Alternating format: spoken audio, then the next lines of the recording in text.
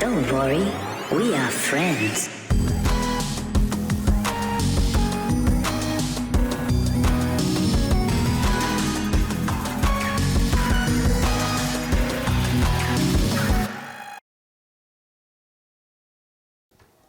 All right, we are joined by the Quasar guys, Valentin and Laurens. Maybe do you want to give a quick introduction to yourselves? Sure, how you doing, man? Pleasure meeting you all. My name is Valeo, one of the co-founders at Quasar and the lead at Quasar Labs. Been in crypto for like a pretty long time and in Cosmos for 2 years at this point, so you may know me already, but this guy over here also deserves a pretty good introduction.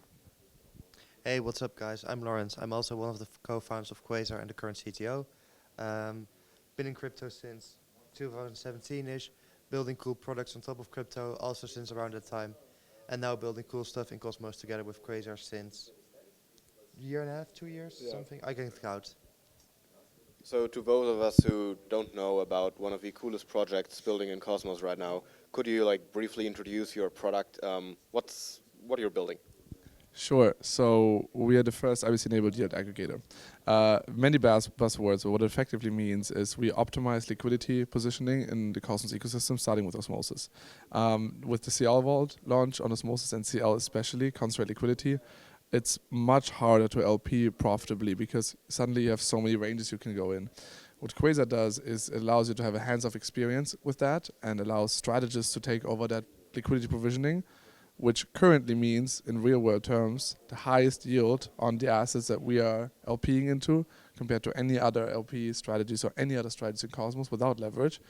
And it also has a side effect of much higher swap efficiency. If you want to swap $1 million in the USDT pool, you can do that in one transaction because of our liquidity provisioning. Even better, we just look at some numbers today. If you look at a pool like Osmo USDT, we are currently getting 97% of the swap rewards on that pool by optimizing users' liquidity for them. Damn, sounds like a monopoly you guys have built there. A permissionless non-custodial monopoly is not a monopoly. It just means everybody can join in. We're the first ones to do it because we've been doing this for 2 years at this point. We invite competitors in. It's going to be interesting to see who gets that yield. Do you have any term you want to coin that, like a permissionless non-custodial monopoly? I think my lawyers are going to advise me to not comment on that. But no, on a serious note, I mean, we have had the pleasure to pass the governance proposal to upload contracts on Osmosis. I think there should be multiple vault providers, there should be multiple strategists, especially because there's so many different things you can optimize. Beyond CL, you can do leverage stuff, you can do Mars, Yumi stuff, you can do Levana strategies. I mean, there's a ton you can do. I would argue the space has space for a couple more strategies for sure. So who can launch a vault on Quasar right now? Is it permissionless? Is it permissioned? Who are these entities behind the vaults? So right now, anybody can launch a vault on Quasar. We are still adding features on top of our vaults. We are still adding features to make the strategist experience better. My advice to anybody who wants to be a strategist is to reach out to us. We'll help you get there. We'll help you function it. When we look at strategists, these are people who are very heavy on the mathematics side. These are people who are very heavy on the so you actually need brains to make money on your protocol? Well, yes, but also you don't as a user. That's good news. I'm relieved. So actually, when you look at like your development experience, we try to provide a very low development needed experience to strategists. So if you are a strategist, reach out to us, and we'll get you on chain and competing with our current on-chain vaults. So maybe looking at the current landscape of vaults on there, what can people gamble their money on Quasar? I'm going to counteract that. If you want to gamble, there's Levana and Mars for this. Our vaults, again, so you're like the risk-free rate of crypto, or? I mean, I would argue that we have very low trust assumptions, right? I mean, we don't do any leverage, and the LPing we do is only specific to that specific singular pool. So, for example, the USDT strategy, the strategists cannot swap pools. That's the only pool that you can LP into. So I would argue that it's pretty low trust assuming. But with upcoming vaults, this man over here just had a presentation and announced native USDT, which is going to be super exciting because incentives are also going to move over. We've had a very interesting conversation with the Osmosis team yesterday in the ball pit. So talking about pools in a pool. And we had some really good alpha of what's happening. And I think there's a lot that vaults can really provide from a user experience moving forward. And obviously, if you've seen our booth, you may see multiple different protocols that you know of stopping by, having a little chat with us. So I think protocol and liquidity vaults are going to come. So for example, Stride, Axelar, anyone that has a protocol that wants tight spreads on their token trading can come to Quasar, and we'll LP that in the most efficient way possible. Make sure that you earn proto-ref and you spend less on incentives. That's going to be one. More CL vaults. There's going to be more pools. Real at ETH, we announced that with Familiar. Super exciting. We've had a long conversation with them, trying to find something to do together. Finally got there. So Real at ETH vault is gonna be on Osmosis. Osmosis front end integration. It's happening, man. A lot is happening. With 7Cs and Define Logic Labs on that? So Define Logic Labs is our first onboarded strategist into the Cosmos ecosystem. We've had some conversation with 7Cs. When it comes to Real ETH, we're working with the Sommelier team because we're not adjusting the strategy. They're bringing it over to Cosmos, and we're going to LP into their CL position. So we're going to allow people the tightest spreads on that. So effectively, Cosmos users are finally going to be able to purchase leading ETH strategies without spread. Why did you choose to build on the Cosmos ecosystem? Are there any advantages of, IBC that make Quasar what it is and that wouldn't be possible on other chains? Tap me if you want to speak, by the way. Just so I know. Yeah, I mean, first things first, I think ecosystem maximalism has to die and is slowly dying. I think we've realized as a community, global crypto community, that there's a reason that the internet has Azure servers and Google Cloud servers and AWS servers. There's going to be different use cases and different cloud providers, and in that instance, different blockchains for different use cases. And so if we want to take ourselves seriously, we have to use IBC if we want to use a bridge between them. It is the lowest trust assuming bridge. If you use anything else, you are killing the crypto ethos in the process of using crypto. So it was a pretty no-brainer decision for us to say, look, when we started Quasar, November 2021, it's a long time ago, IBC was an advanced setting hidden in Kepler, just launched, and it said, and you had to do it manually. So there's no way, there was no Leap integration, no IBC for nothing. It was a complete manual process. And we said, you know what? It can't be that. We need to abstract it away. The users shouldn't even feel IBC is happening. So what we found so interesting is there's so much market inefficiency and so many opportunities in the Cosmos ecosystem because it's so fragmented and because it's so hard to move in between, that if we add in some expertise and some professionalism into that, we can finally capture a lot of that value for users, which is what we're doing so well. Right, so and that's the kind of the end state where we want to go, and the end state we want to imagine. When we think about the current experience that you, for example, have on ETH, it's a pretty much a one-click, two-click, three-click experience. And when you bring over funds to Cosmos, it's a horrific experience. But now within Cosmos, we've got the skip API, which we can integrate. So, for example, I could ape a Quasar vault with my funds from Juno, with my funds from Stargaze. With any funds anywhere in the Cosmos, I could ape them. What's really going to be super interesting is the moment we get ETH IBC, the moment we get stuff like Solana IBC, the moment we get Nomic BTC, for example, we hook those into the skip API, and I can ape my BTC into a Quasar vault in one click. I can ape my WST ETH into the real yield ETH vault in one click. That's going to be the super interesting stuff. Are there any metrics you guys are tracking on a day-to-day basis in terms of, user adoption, growth, and in the end, looking on a maybe 3 to 12 months time horizon, what would success for Quasar look like? Yeah, gladly. So we've had two stages of our product. We had the legacy LP strategies, which was full range AMM. We don't advise anyone to do that anymore, by the way, because CL is where it's at. And we have the current CL infrastructure. Across all of these different infrastructures, our drop-off rate has only been around 25%. So 75% of users that at some point start using Quasar are still using Quasar. I think that's a pretty high retention rate. I'm pretty confident to say that that is severe, very high. If you look at our TVL growth, we've exploded in users and in TVL the second we launched CL, simply because what used to be a UX UI improvement, that is Quasar, is now a UX UI, yield, user experience, capital efficiency, swap efficiency, protocol efficiency improvement. Like suddenly we are covering an entire suite of improvements. People saw that, people found that out really fast, and it completely exploded. And so I think that as the Cosmos ecosystem continues to grow and we continue building products, I don't anticipate that stopping. We have pretty aggressive targets internally, not sharing them publicly, but we believe that there is a lot more. We can talk about them in private later. I mean, they're targets, right? They're not really alpha, but I'm saying the team internally and the ecosystem, we hold ourselves to very high levels. It's 3.5 million is a good TVL number. it's not party time. It's not Lambo time. It's not calling it time.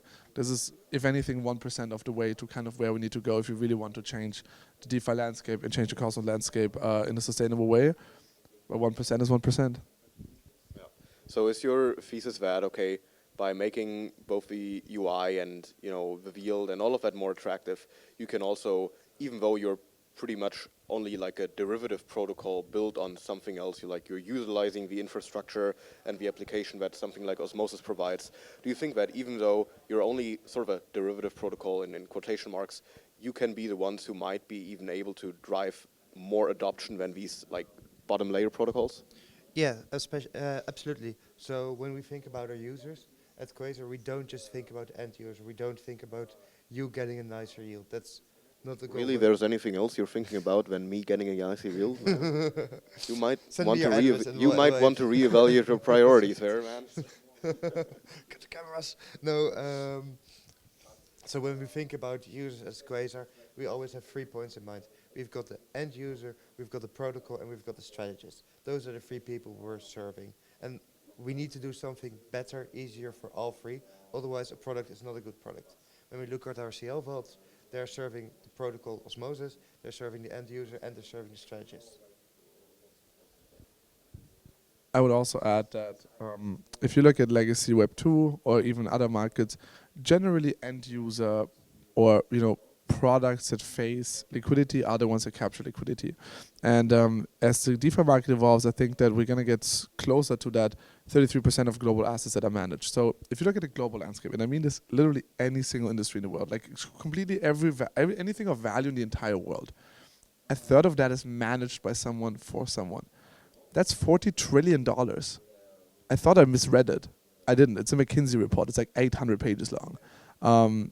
And so to assume that the crypto market is going to stay at 3% managed assets, I think is a mistake. Because fully agree. It's going to stay there if it's custodial. It's going to stay there if it's permissioned. It's going to stay there if it's the same as TradFi, but it's not. We're not building it this way. So we assume that number is going to grow. So to answer your question once and for all, I think it's not an insane idea to consider Quasar being the protocol that facilitates a third of the liquidity in Cosmos ecosystem. I genuinely, like our team internally, we genuinely think that can happen. That's a great outlook. Maybe finishing off our conversation with a little bit of, reflection on risks. What are both financial and technical risks that people have to keep in mind when using Quasar? Gladly. I'll keep this short so we can also say some. But obviously, at the bottom line, smart contract risk. You just, use smart contracts, you can't not have smart contract risk. This project is my entire life, right? It's all I do. So I would like us to not get rugged. So we're investing a lot into security. It's not something we take as a joke. We have a cybersecurity company internally that's off-chain for off-chain stuff. We have Halborn as an auditor for on-chain stuff. Every single month we're being audited by them on different aspects. We're publishing those reports. I think every couple months we're publishing sets of reports. So everything is fully audited what we do. Now also, since I think a month or two, we are fully open source as well. So you can check our source code, and if anyone finds a bug, they can get a reward from us. So that's on the smart contract side. When it comes to the strategist side, we have fail safes. So a strategist cannot do anything else but adjust the range of that specific pool. So you're not giving a strategist the funds. They are just giving data to the vault to update ranges. They have no authority over your liquidity. You can pull it in and out as you wish. I think we can come up with a couple more things if you want, but I mean, there's a lot of fail safes. The underlying trust assumption also, as it's in DeFi, is you're building on different stacks, right? You're trusting Cosmos SDK, you're trusting IBC, you're trusting Cosmos, and you're trusting Osmosis. But I can assure you that we are going for trust minimized, because I've been hurt by trusting when it comes to finance. And so only in finance?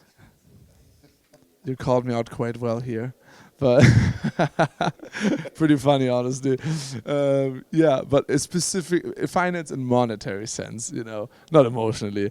Though when I lost my IOTA in the official wallet, that hurt a little bit. I'm not gonna lie, that was painful. But yeah, we are building trust minimized systems, and I think that any project that doesn't do that is just gonna die. That's just straight up. Like if you completely accept trust assumptions that are beyond what's minimally required, chances are you're not gonna make it. All right.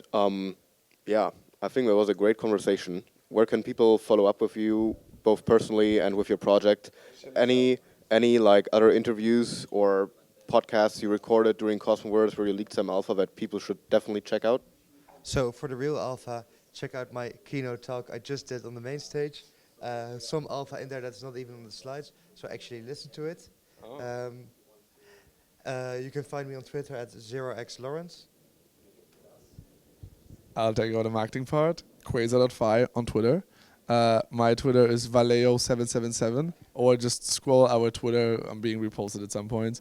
Oh, you need your official Twitter account to shill your own?